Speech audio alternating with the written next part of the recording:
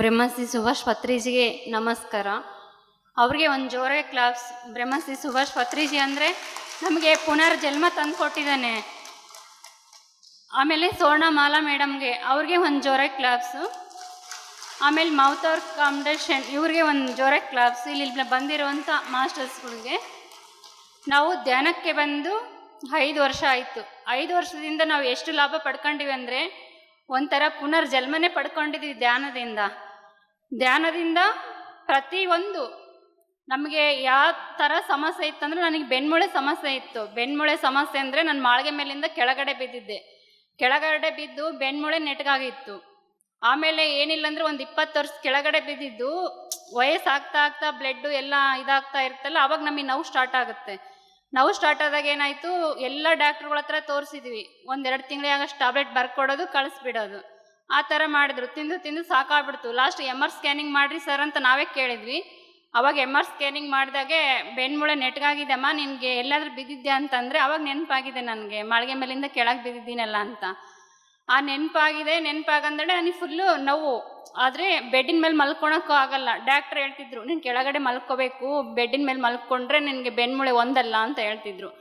ಅವಾಗ ಕಾಲು ನಾಡಲ್ಲಿ ದಿಮ್ಮಗಳು 1-2-3 ಇಟ್ಕೊಂಡು ತಲೆ ಕೆಳಕ್ಕೆ ಮಾಡ್ಕೊಂಡು ಕಾಲು ಮೇಲೆ ಮಾಡ್ಕೊಂಡು ಮಲ್ಕೋಬೇಕು. ಆ ಥರ ಪರಿಸ್ಥಿತಿ ಇತ್ತು ನನಗೆ. ನಮ್ಮ ಮನೆಯವ್ರು ಬಿಸ್ನೆಸ್ ಮಾಡೋಕ್ಕೆ ಹೋಗ್ತಿದ್ದಾರೆ. ರಾತ್ರಿ 10 ಗಂಟೆ 11 ಗಂಟೆಗೆ ಬರ್ತಿದ್ರು. ಅವ್ರು ಮನೆಗೆ ಬಂದರೆ ಅವ್ರಿಗೆ ನೆಮ್ಮದಿ ಇಲ್ಲ, ಅಳದೆ ಜಾಸ್ತಿ, ನೋವು ತಟ್ಕೊಳ್ಳಾರ್ದೆ ಒಂಥರ ಫುಲ್ಲು ನೋವು. ಕೊಡ್ಲೆ ತಗೊಂಡು ಯಾವ ಥರ ಕಡ್ದಂಗೆ ಆಗ್ತಾಯಿತ್ತು ಆ ಥರ ನನಗೆ ನೋವು ತಟ್ಕೊಳಕ್ಕೂ ಆಗ್ತಾ ಇದ್ದಿಲ್ಲ. ಯಾಕಪ್ಪ ನನಗೆ ಇಷ್ಟೆಲ್ಲ ನೋವು ಬಂತು ಅಂತ ಭಾಳ ನಾನು ಚಿಂತೆ ಮಾಡ್ತಾ ಇದ್ದೆ. ಆಮೇಲೆ ಸಿರ್ವಾರದಲ್ಲಿ ನಮ್ಮಮ್ಮ ಧ್ಯಾನ ಮಾಡ್ತಾಯಿದ್ರು. ಅವಾಗಿದ್ದು 41 ದಿನ ಬಾರಮ್ಮ, ಇಲ್ಲಿ ಮನೆ ಧ್ಯಾನ ನಡೀತೈತೆ, 365 ದಿನ ಸಂಕಲ್ಪ ಧ್ಯಾನ ಅಂತ ಮಾಡಿದ್ರು ಊರಲ್ಲಿ. ಬಾರಮ್ಮ, ತಲೆನೋವಿಂದ ಕ್ಯಾನ್ಸರ್ ಅವ್ರಿಗೆ ಗುಣ ಆಗುತ್ತಂತೆ, ಧ್ಯಾನ ಮಾಡ್ಬಾ ಅಂತ ಕರೆದ್ರು ಅವರು. ಆ ಕರೆದಕ್ಕೆ ನಾನೇನಂದೆ, ಎಂತೆಂಥ ಡಾಕ್ಟ್ರ್ ಕೈಲಿ ವಾಸಿ ಮಾಡೋಕ್ಕಾಗದ್ದು, ಕಣ್ಣು ಮುಚ್ಕೊಂಡು 2 ಕೈ ಕೆಳಗೆ ಜೋಡಿಸ್ಕೊಂಡು ಧ್ಯಾನ ಮಾಡಿದ್ರೆ ಅದು ಹೆಂಗೆ ಗುಣ ಆಗುತ್ತೆ, ಯಾರಿಗೇನು ಹುಚ್ಚರು ಹೇಳ್ರಿ ಅಂತ ನಾನು ಒಂಥರ ಇದು ಮಾಡಿಬಿಟ್ಟೆ ಧ್ಯಾನದ ಬಗ್ಗೆ. ಫಸ್ಟ್ ನಂಬಲಿಲ್ಲ ಧ್ಯಾನ ಅಂದರೆ. ಆಮೇಲೆ ನಮ್ಮಮ್ಮ ಇದ್ದು, ನೀನು ಸಾಕಾಗ್ಬಿಟ್ಟತ್ ನಿನಗೆ, ಹಾಸ್ಪಿಟ್ಲಿಗೆ ಎಲ್ಲ ದುಡ್ಡು ಇಟ್ಟು ಬಂದು ಒಂದು 41 ದಿನ ಮಾಡು, ನಿಂದೆ ಗಂಟು ಹೋಗುತ್ತಾ ಅಂತ ಕರೆದ್ರು. ಆಮೇಲೆ ಬಿಡು ಕೇಳೋಣಲ್ಲ ಅಂತ ಹೇಳ್ಬಿಟ್ಟು ಅವಾಗ ನಮ್ಮ ಮನೆಯವರು ಎಲ್ಲಿ ಕಳಿಸ್ತಾ ಇದ್ದಿಲ್ಲ. ಅವಾಗ ಅವ್ರಂದ್ರು, ಹೋಗಿ ಒಂದು 41 ದಿನ ಅಲ್ಲ ನೀನು ಮಾಡಿಬಿಡಲ್ಲ ಹೋಗಿ ಧ್ಯಾನ ಅಂತ ಹೇಳಿದರು. 41 ದಿನ ಅಂತ ಹೋಗಿ ನಾನು ಧ್ಯಾನ, ನನಗೇನ ಒಂದು ಹೊಸ ಮನೆ ಕಟ್ಬಿಟ್ಟು ಒಂದು ಕಿರಾಣಿ ಅಂಗಡಿ ಐತೆ, ಮನೆಗೆ ಸೊಸೆ ಬಂದಿದ್ದಾಳೆ, ಹೆಂಗೆ ಬಿಟ್ಟೋಗ್ಲಿ, ಮನೆ ಹೆಂಗೆ ಬಿಟ್ಟೋಗ್ಲಿ, ಅಂಗಡಿ ಹೆಂಗೆ ಬಿಟ್ಟೋಗ್ಲಿ ಅಂತ ನಾನು ನಮ್ಮನೆಗೆಲ್ಲ ಕ್ವಶನ್ ಆಗ್ತಾ ಇದ್ದೆ ನಮ್ಮನೆಯವ್ರಿಗೆ. ಜೀವ ಇದ್ದರೆ ಇಂಥವು ಎಷ್ಟಾದರೂ ಸಂಪಾದನೆ ಮಾಡೋಕ್ಕಾಗತ್ತೆ, ನಿನ್ನ ಜೀವ ಇದ್ರೆ ಎಷ್ಟಾದರೂ ಇದು ಮಾಡ್ಬೇಕಾಗತ್ತೆ, ಜೀವ ಹೋದ್ರೆ ಏನು ಮಾಡೋಕ್ಕಾಗಲ್ಲ, ಎಲ್ಲ ಬಿಟ್ಟು ಹೋಗ್ಬಿಡ್ತಿ, ಎಲ್ಲ ಮೊದಲು ಹೋಗಿ ನಿನ್ನ ಗುಣ ಆಗಿ ಹೋಗ್ರಿ ಅಂತ ಹೇಳಿದ್ರು ನಮ್ಮನೆಯವ್ರಿಗೆ ಒಂದು ಧನ್ಯವಾದ, ಜೋರಾಗಿ ಕ್ಲಾಸ್ ಹಾಕ್ಬೇಕು ಅವ್ರಿಗೆ. ಅವ್ರು ಅವಕಾಶ ಮಾಡಿಕೊಟ್ರು ನನಗೆ. ಆಮೇಲೆ ನಾನು ನಮ್ಮ ತವ್ರ ಮನೆಗೆ ಬಂದೆ ಸಿರ್ವಾರಕ್ಕೆ ಬಂದುಬಿಟ್ಟು 41 ದಿನ ಸಂಕಲ್ಪ ಧ್ಯಾನ ಅಂತ ಹೇಳ್ಬಿಟ್ಟು ಮನೆ ಧ್ಯಾನ ಮಾಡ್ತಾಯಿದ್ರು.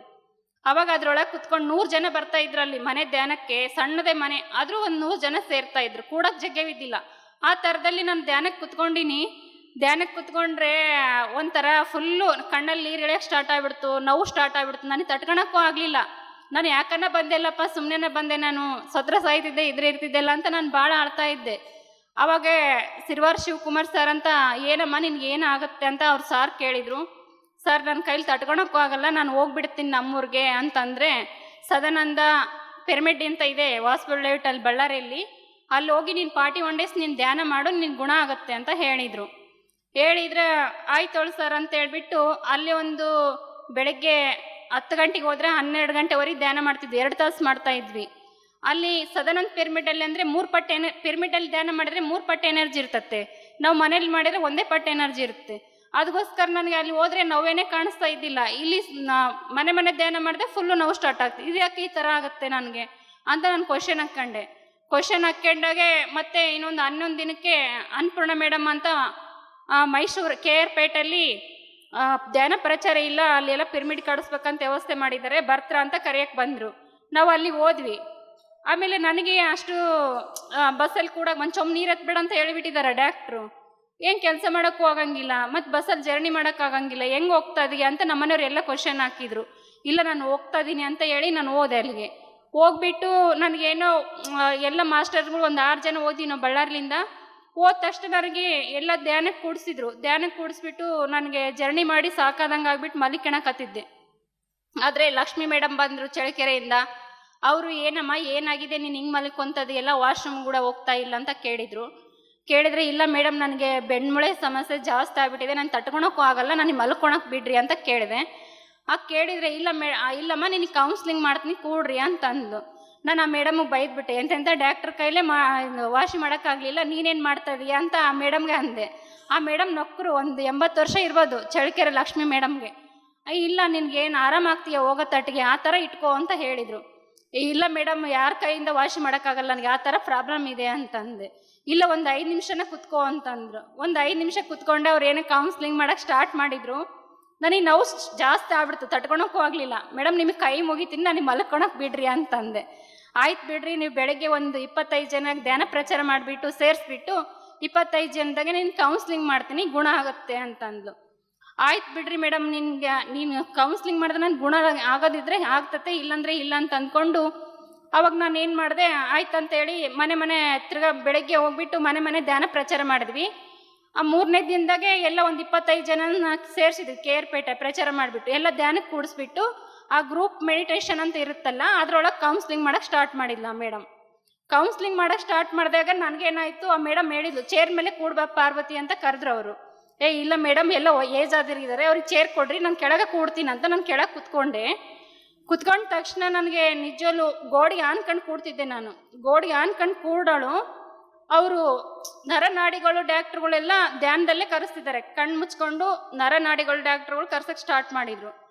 ಆವಾಗ ಆ ಮೇಡಮ್ ಹೇಳಿದರು, ಭಾಳ ನೋವಾಗುತ್ತೆ, ನಿನ್ನ ಕಣ್ಣು ತೆಗಿಯಂಗಿಲ್ಲ, ಮತ್ತು ದೊಡ್ಡೋಗ್ಬಿಡ್ಬೇಕು ಅನಿಸುತ್ತೆ ನೋಡು, ಆ ಥರ ನಿನಗೆ ಎಷ್ಟು ನೋವಾಗುತ್ತೆ ಇವತ್ತೇ ಅನುಭವಿಸ್ಬಿಡು ನೀನು ಅಂತ ಅಂದರು. ಆಯ್ತು ಬಿಡು ಮೇಡಮ್ ಅಂತ ಹೇಳ್ಬಿಟ್ಟು ಹಂಗೆ ನಾನು ಧ್ಯಾನಕ್ಕೆ ಕುತ್ಕೊಂಡಾಗೆ ಪ್ರತಿಯೊಂದು ನರನಾಡಿಗಳು ಡಾಕ್ಟ್ರುಗಳೆಲ್ಲ ಕರೆಸಿದ್ರು. ನನಗೆ ಕಣ್ಣೀರು ಸ್ಟಾಪೇ ಇಲ್ಲ.